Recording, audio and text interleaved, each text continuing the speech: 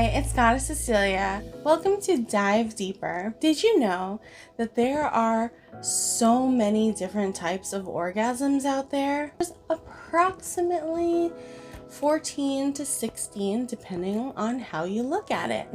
There are, of course, the kinds of orgasms that many people are familiar with already. There are clitoral orgasms. There are vaginal orgasms, which really could potentially just be clitoral orgasms, but simulated from internally inside the vaginal canal. There are penis-related orgasms, and there are also prostate orgasm, which many people suggest feels very similarly to the G-spot or internal clitoral orgasm. So that's 4 orgasms that many people are already familiar with. There are also mental orgasms where people can just think about inducing an orgasm and it happens for them. This is extremely rare, but it is definitely possible to wire the brain in that sort of way. There are also abdominal orgasms, which is often associated with intense exercises such as crunches or running or riding a bike. Part of the idea behind this is that the muscles around the abdomen are contracting so much, and they're also contracting around the pelvic floor area, that it can induce an orgasm. There are also skin orgasms, which is something that people consider when they're experiencing goosebumps.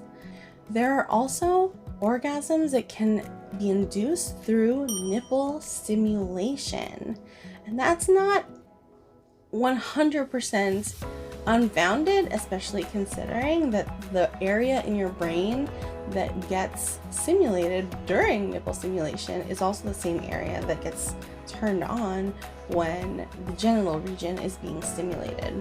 There are also certain cases where people have supposedly felt orgasmic pleasure through music. So more like oral, not oral with your mouth, but oral with hearing orgasms.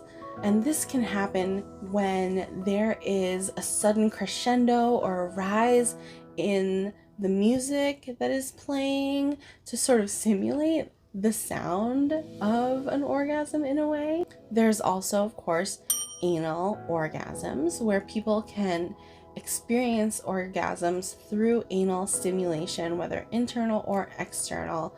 It really depends on the person and the sort of brain butthole connection.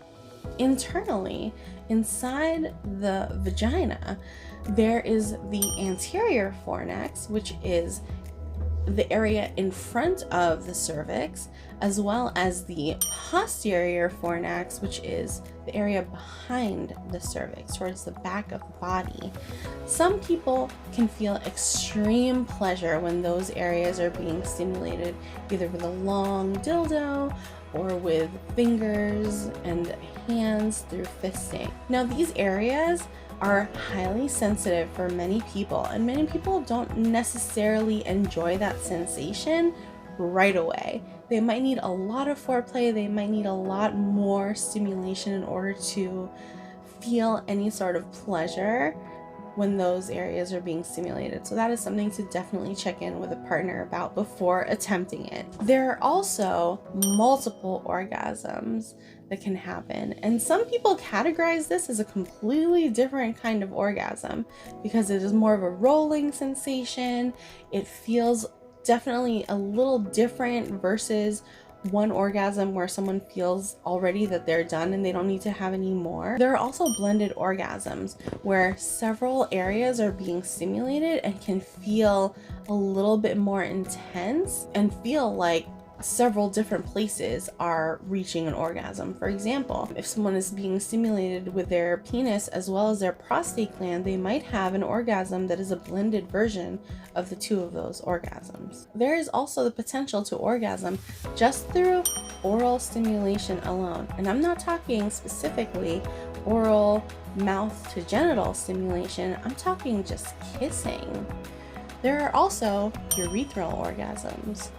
There are certainly some people who really enjoy the urethra being stimulated. For some people, they enjoy it being penetrated, and that's called sounding. This is something that should be performed by someone who knows exactly what they're doing and not just someone who just like wants to give it a try. The urethra is surrounded by the same muscles and tissues that can promote an orgasm. With a vulva, it is really close to, potentially surrounded by the clitoris. With penis, it is surrounded by the same tissue that creates an erection. So a urethral orgasm really isn't as far-fetched as most people might think. There's also zone orgasms. Zone orgasms are essentially specific parts of one's body, and this is really specific to each individual, that can induce an orgasm. This is something that can be really common with folks who might have disabilities, who might be paraplegic, let's say, for example. They can learn that other parts of their body can feel really, really good. And eventually, the body learns that when this certain part of the body is stimulated, maybe even in a specific way, that it can produce orgasmic feelings and even an orgasm.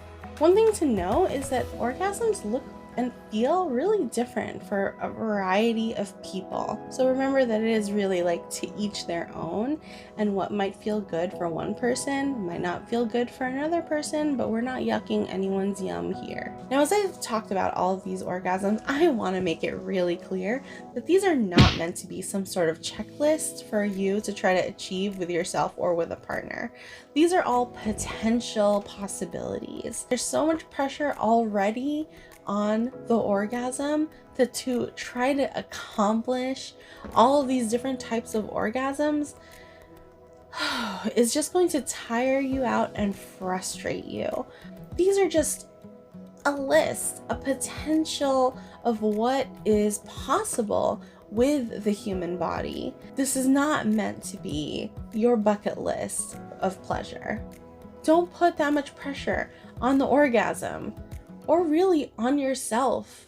Otherwise, the pleasure part gets completely taken out of the picture. If you want to continue to explore orgasms and pleasure, head on over to GoddessCecilia.com.